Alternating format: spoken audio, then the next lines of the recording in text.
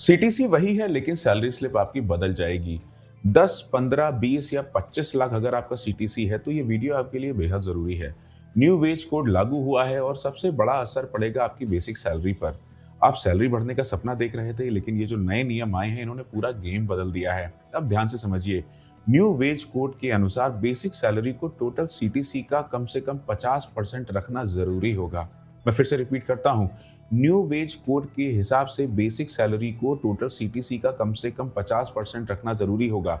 अभी क्या होता है, बेसिक कम दिखाई जाती है, अलाउंसेस ज्यादा रखी जाती है ताकि पीएफ कम कटे, लेकिन अब ऐसा नहीं चलेगा। सीटीसी वही रहेगी लेकिन सैलरी स्ट्रक्चर पूरी तरह बदल जाएगा। अब एक और सच्चाई सुनिए, पीएफ ज्यादा कटेगा, इन हैंड सैलरी घट सकती है लेकिन रिटायरमेंट मजबूत होगा। यही इस रूल का असली मतलब है। मान लीजिए आपका सीटीसी है 10 लाख रुपया। पहले बेसिक कम होने की वजह से पीएफ कंट्रीब्यूशन कम जाता था। अब बेसिक बढ़ेगी तो पीएफ अपने आप बढ़ जाएगा। यानी हर महीने हाथ में थोड़ा कम पैसा लेकिन फ्यूचर में ज्यादा सिक्योरिटी मिलेगी।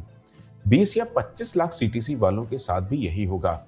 सीटीसी सेम लेकिन ब्रेकअप बदलेगा, अलाउंसेस घटेंगे, बेसिक और पीएफ बढ़ेंगे। अब एक जरूरी सवाल है, न्यू टैक्स रिजीम में सैलरी स्ट्रक्चर बदलने से टैक्स प्लानिंग भी इफेक्ट होगी। इसलिए पैनिक मत कीजिए, आपको घबराने की जरूरत नहीं है। अपनी सैलरी स्लिप समझिए, एचआर से ब्रेकअप क्लियर करिए और शॉर्ट टर्म लॉस को देखकर लॉन्ग टर्म बेनिफिट मत भूलिए। याद रखिए, ये चेंज आपकी अर्निंग नहीं, आपकी सैलरी प्लानिंग बदल रहा है। मैं हूं मयंक कुमार। अगर आप ऐसे ही real policy based financial clarity चाहते हैं तो वीडियो को लाइक कीजिए, चैनल को सब्सक्राइब कीजिए और इसे शेयर जरूर कीजिए। ये वीडियो सिर्फ जनरल इन्फॉर्मेशन के लिए है। कोई भी फाइनेंशियल डिसीजन लेने से पहले अपनी रिसर्च करें, किसी क्वालिफाइड फाइनेंशियल एडवाइजर या सीए से सलाह जरूर लें। मुलाकात होती है आपसे अगले वीडियो में। बाय।